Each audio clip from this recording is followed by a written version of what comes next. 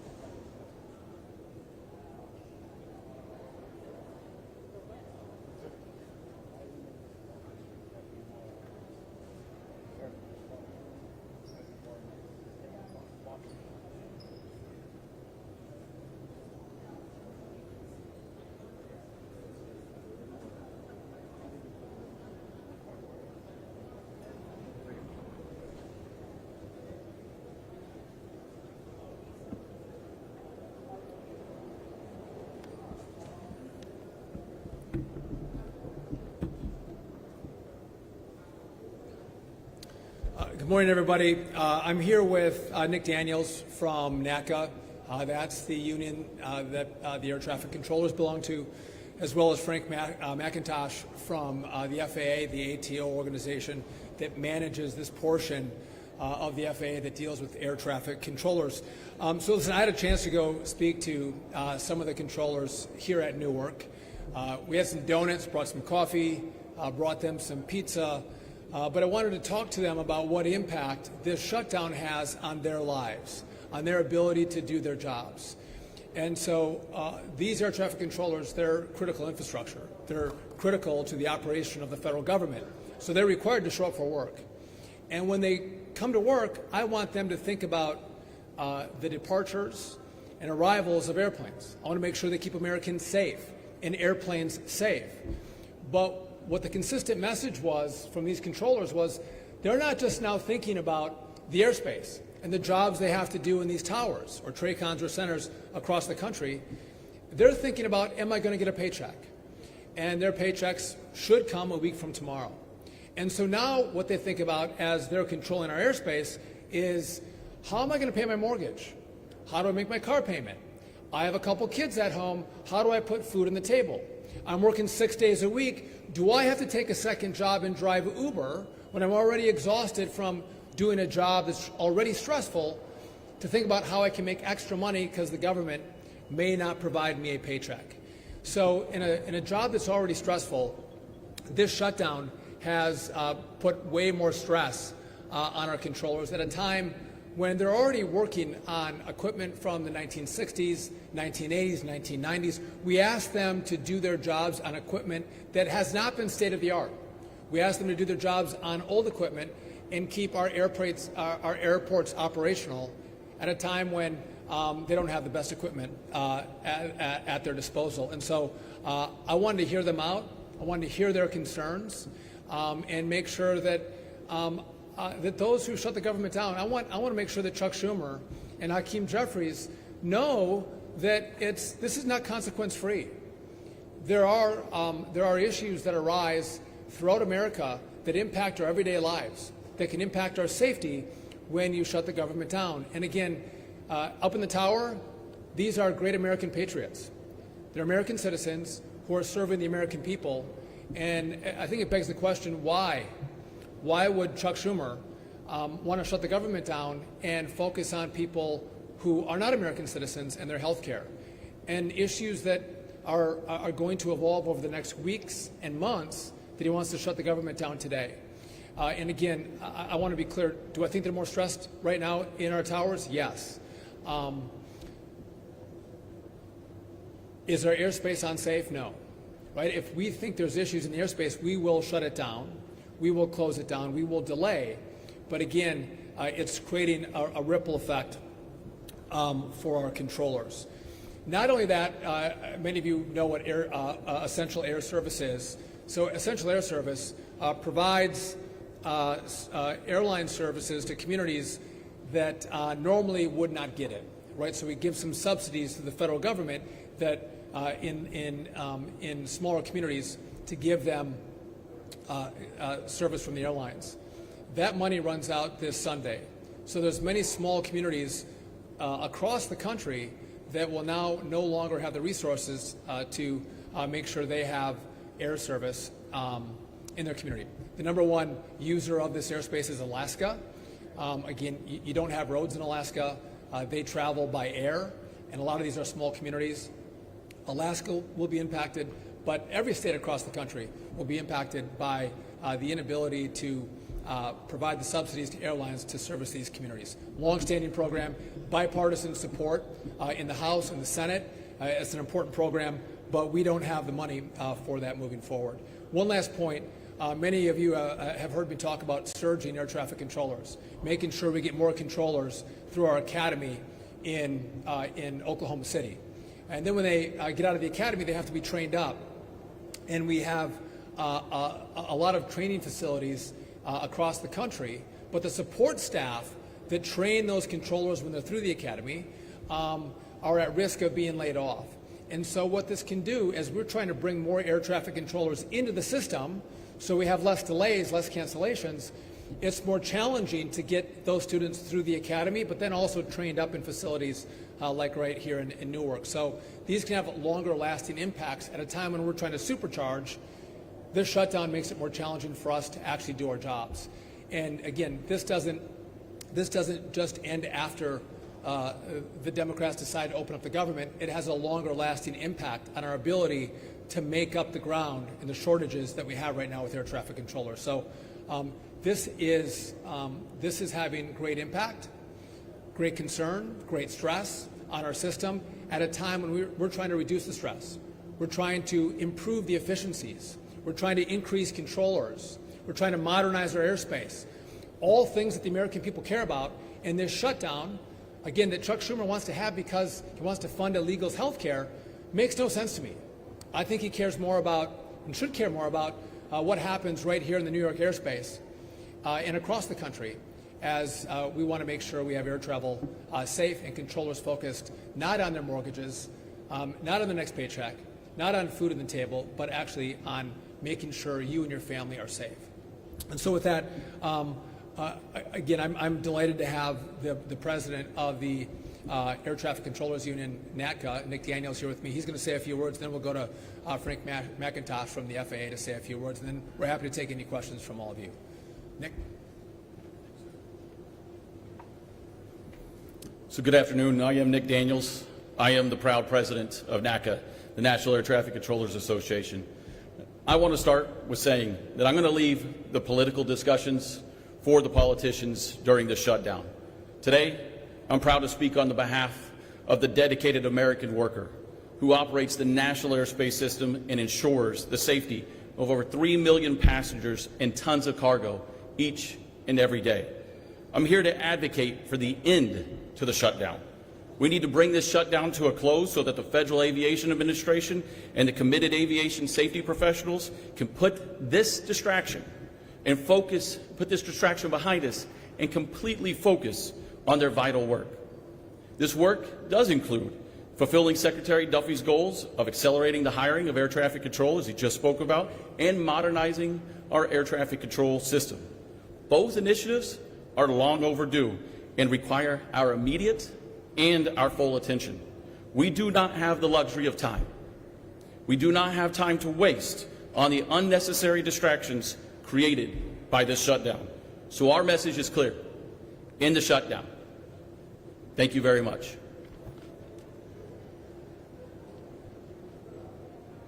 Good afternoon, everyone. My name is Frank McIntosh. I am the Air Traffic Organization Chief Operating Officer, and it is a privilege to be here. First and foremost, I'd like to thank Secretary Duffy and Nick Daniels for being here today. Once again, we went and saw an air traffic control facility staffed by men and women, air traffic controllers and technicians. Professionalism to safety is beyond reproach. And you see that amidst a very difficult time, a time of confusion where they show up, come to work, and keep people safe. What's on the line for us right now? We have a lot of momentum, thanks to Congress and $12.5 billion of down payment of an air traffic control system. We have a surge of traffic controllers, per Secretary Duffy's plan, to get us healthy. I want to speak about Newark specifically. 24 controllers out of the 37 allocated, 9 in training. They are finally on the right path to get healthy, to provide critical services to this airport. I need those 9 individuals that are in training to just concentrate on becoming controllers and not add any other ambiguity to what they do day in and day out. You take that to 313 other air traffic controller facilities that are facing the same dilemma. Our controllers need the best.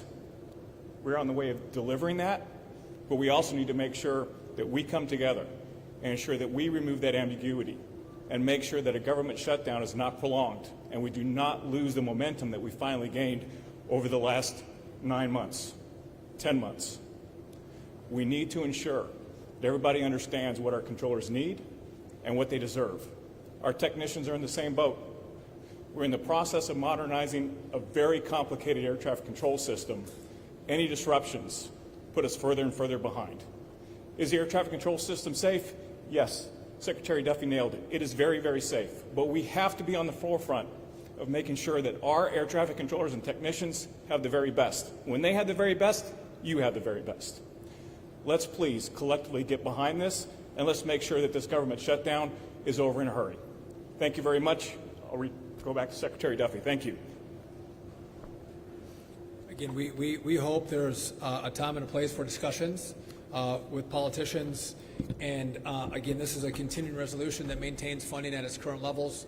There's time to have disagreement, but there's real impact on the great work that we're trying to do. And by the way, this is bipartisan work. America cares about the work that we're trying to accomplish here. It's not, blue or red. It's American, and this is truly having an impact on our ability to accomplish those goals. With that, if you guys have any questions for any of the three of us, we're happy to take them. Yes. So, have you seen any increase in sick calls since the shutdown began? And if so, what happens when this operation is significant number of calls? So we're tracking sick calls, sick leave, and have we had a slight tick up in sick calls? Yes. And then you'll see delays that come from that, right? Because again, our priority, I want to see your flight not be delayed. I don't want you canceled, but our priority is your safety. And so if we have additional sick calls, we will reduce the flow consistent with a rate that's safe for the American people. So we've had a slight tick ups, and they've been in certain areas, and we are managing that following that. Yeah.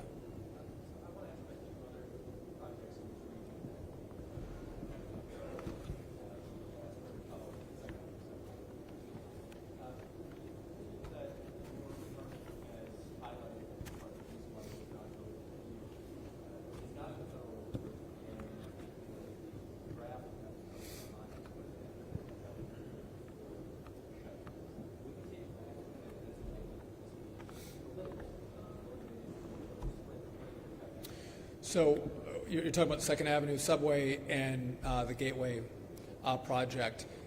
Just let's be clear, these are the two biggest projects in the Western Hemisphere. They're massive projects. Several months ago, I sent out a letter telling everyone who receives federal money to follow the law. And again, this is in regard to disadvantaged businesses.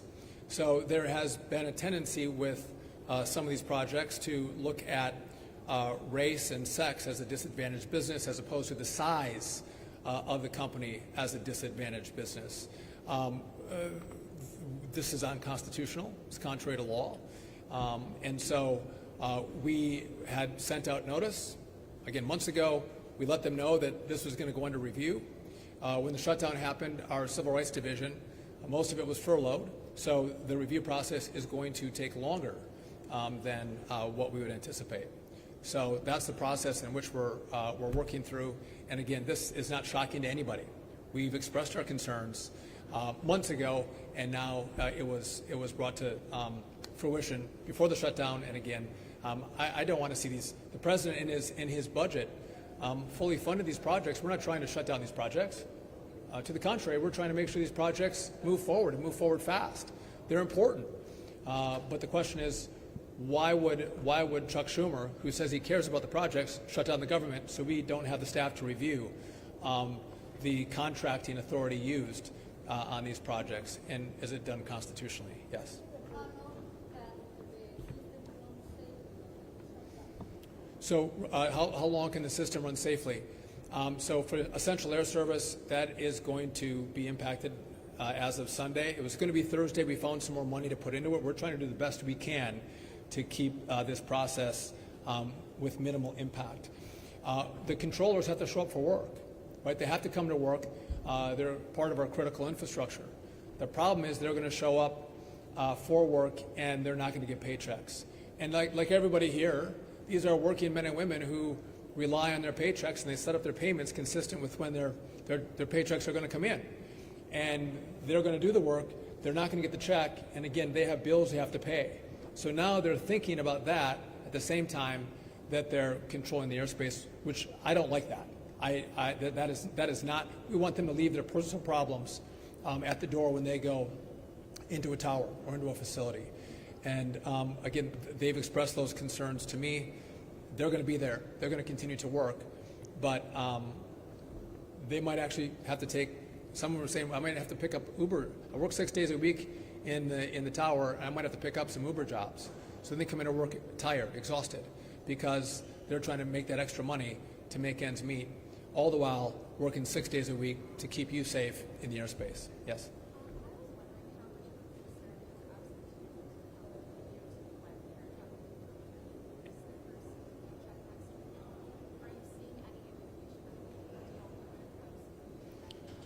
So absenteeism as a concern, again, we've had a few airports and we're tracking it. We don't have one facility that has had long-term issues with the sick leave, but that is concerning to me.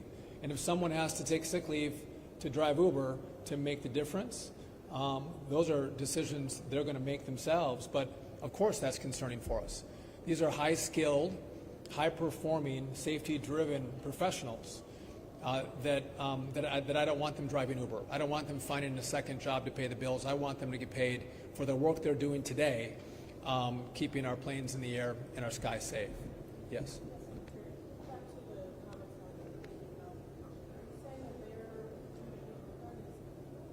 What I'm saying is it's up for review, right? And so there's been issues in New York not using it appropriately. Again, looking at the race and the sex of the business as opposed to the size of the business, which is what the law was intended for. And so we're going to do a review because of what's happened in the past in New York. And again, we've been quite clear with New York and with others that that's the review that we're going to undertake.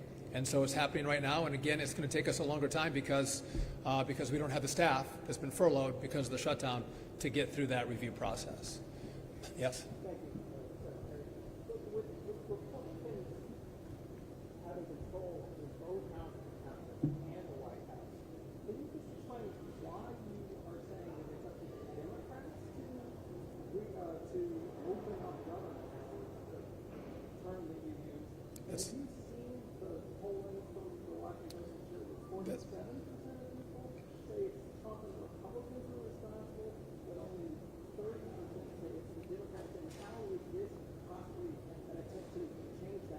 So that's a great question. The question is, Republicans control the House, Republicans control the Senate, Republicans have the White House.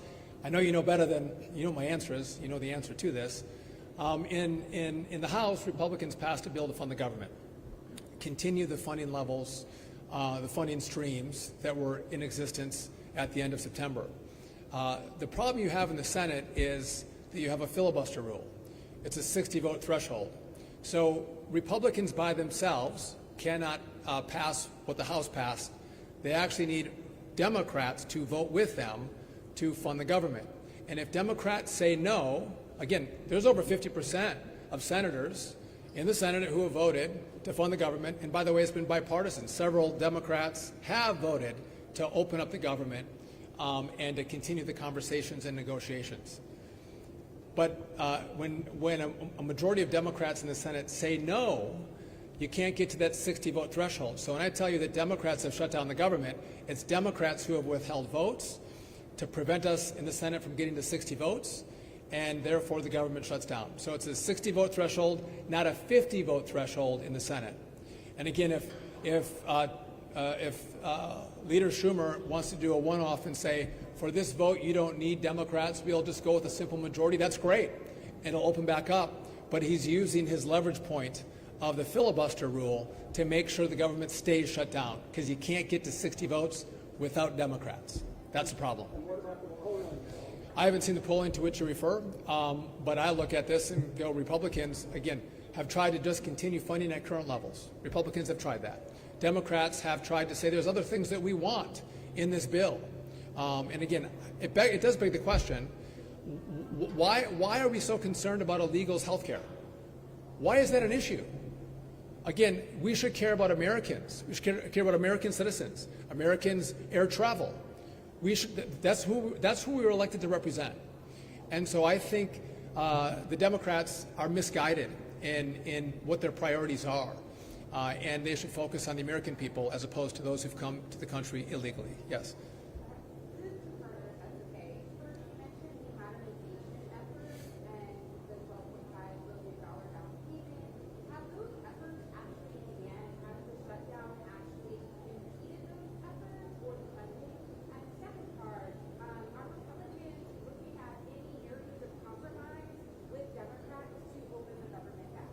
So to take your first question, so in modernization, what we've done is tried to pull as much money forward as possible in all kinds of areas. I'm not trying to maximize pain. I'm trying to minimize pain.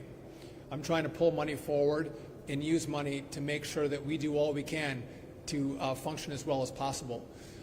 So we are continuing with the modernization effort. We're selecting an integrator, a project manager that's going to help us with this. I don't want it, no offense, Frank, but I don't want the FAA to manage this project by themselves. They're not project managers. So we're hopeful that that selection is going to be made by the end of this month, and that work is continuing right now as we go through that selection process. I would note that we do have $12.5 billion out of $31.5 billion. A key component of that money that I don't have is the money to build the new software.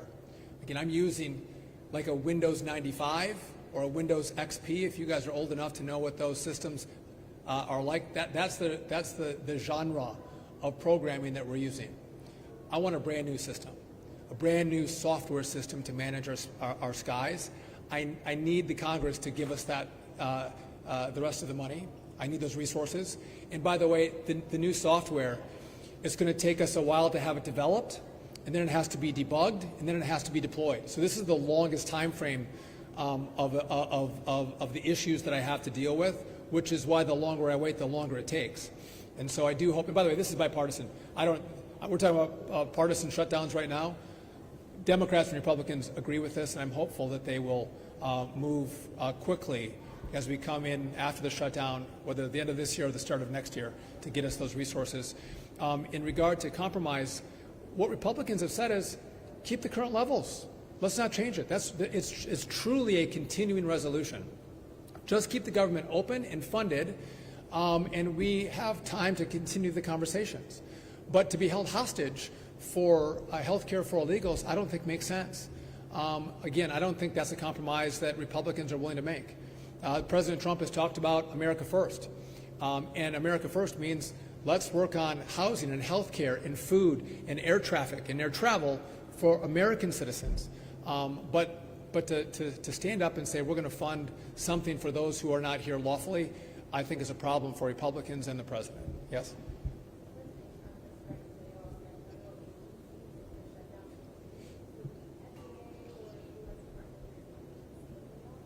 So we've had layoffs across the Department of Transportation, which FAA is part of.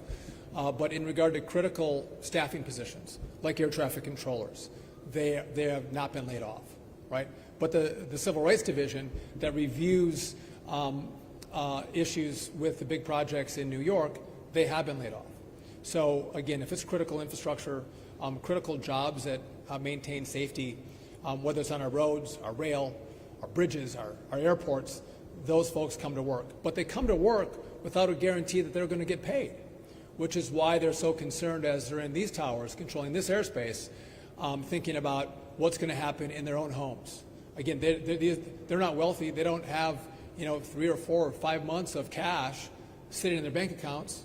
Like many of us, they go from one paycheck to the next, and they rely on that to pay the bills. And as of right now, that paycheck's not going to come, and that concerns them. Yes? Secretary, 2 questions for you. What would your message be to passengers who are concerned that their air traffic controller is going to be stressed about missing a paycheck on top of everything else that's happened here in Newark? And then also, can you clarify on the uptick in sick calls? Are those controllers that have been calling out sick, or TSA agents, or both? So just to be clear, I don't have TSA under my control, so all the complaints on TSA don't come to me.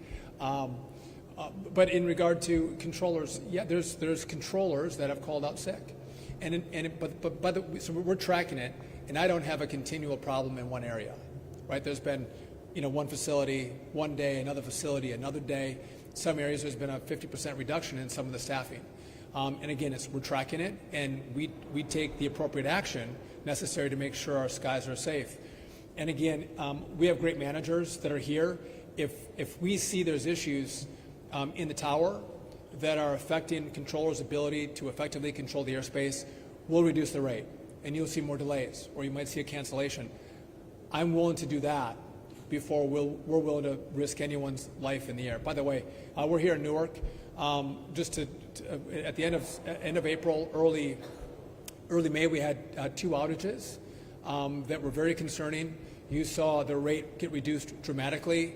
We worked with Verizon and our other partners, and we put in redundant fiber lines as opposed to the old copper, and that has been functioning very well. The last stats I have for several months, Newark was the most on-time airport in the whole system. So things are going better here, and we're moving at a way different speed than what they moved in past administrations. Again, trying to address the problems as quickly as possible. We saw an outage at DFW a couple weeks ago. We had redundant lines in DFW, but they had a single point of failure in that system, which means you don't have redundancy. And that single point of failure failed, and you saw some mass outages that rippled through the system. Again, those are the issues that we're looking at, which is why part of the $12.5 billion is to rebuild the telecom infrastructure and make sure you don't have another Newark, you don't have another DFW. You take care of it, you do it right, you do it fast, and you make it worthy of 2025, not worthy of 1998. One more question. If I may, sir, just to put things in perspective, thinking about the worst case scenario, I know your concern is great, but there was a big 5-day shutdown about 7 years ago. What happened? What happened to our traffic controlling? The whole thing? How did it affect delays and whatnot? So again, shutdowns have an impact. They do have an impact. I think what's different here is, why are we shutting the government down? Right? Are Republicans trying to put more things in the continuing resolution? No. They're trying to extend the funding of the government so negotiations can happen. Don't change a thing. Just continue in the current funding levels, which, by the way, a lot of conservatives don't like. Right? They might want to make changes themselves, but they said no. Just continue current funding. It's the Democrats who are trying to put in these ideological ideas of funding people who came here illegally and to fund their health care. And again, maybe older people don't care so much. You talk to younger people and talk about housing, affordability, health care, their ability to get a good job. The competition for housing, for health care, for jobs that happen when you bring illegals into the country is real for many Americans. And so, again, in this administration, we're going to put the American people first, the American people's priorities first, ahead of those who've come into the country unlawfully. And that's what President Trump and Republicans in the House and the Senate have said they're going to do. And it begs the question, why would Chuck Schumer want to change the funding stream for illegals and to get that be willing to shut down our government? It doesn't make any sense. Again, illegals don't vote for Chuck Schumer. They don't. But citizens of New York do, and there's real impacts in New York and in New Jersey where we're at right now. And so I don't know what the strategy is. Again, continue the current levels of funding. Have a conversation. But don't try to take the American people hostage with a shutdown and make sure that controllers don't have their paychecks, because that makes you feel better because you're fighting for illegals. Well, no. These controllers say, well, fight for us. Fight for my paycheck. I work hard for you, Chuck. Maybe you should work hard for me. And again, take weeks, take a couple months, and have the conversation with Republicans, but don't hold Americans hostage because you want to fund illegals' health care. That makes no sense. Again, by the way, no offense, Nick, but controllers a pretty wide array of political opinions. Again, probably lean a little more Democrat than Republican, but they want to be paid. They want to be paid for their work. Just like all you want to be paid for your work. They too want to get paid for their work. They don't have to think about where that paycheck's going to come from. But Chuck Schumer said, I want you to think about whether you can pay your mortgage or pay your car payment or put food on your kid's table, because I care more about illegals than I do about you. I think that's unacceptable. And again, I think it's my job to let you know what issues we're having because of the shutdown, what impact it could have on you, on your travel, on your projects. It's not cost-free. This does have an impact on the American people. And I think Chuck Schumer and Hakeem Jeffries should recognize that. And again, Republicans have both chambers, but Democrats have the votes that are necessary to open up the government. It's not a 50-vote majority in the Senate. It's a 60-vote majority in the Senate. And Democrats are using their votes to say, we want to keep this government shut down. And by the way, the vote to open up the government in the Senate was bipartisan. Democrats joined Republicans to say, yes, let's open this up. It was all Democrats that said, no, keep it closed. With that, we're going to keep you posted and updated as we deal with the continuing rollout and consequence of the shutdown. Like what happened today with controllers, we'll continue to keep you updated and apprised. But thank you for coming out today. We appreciate it.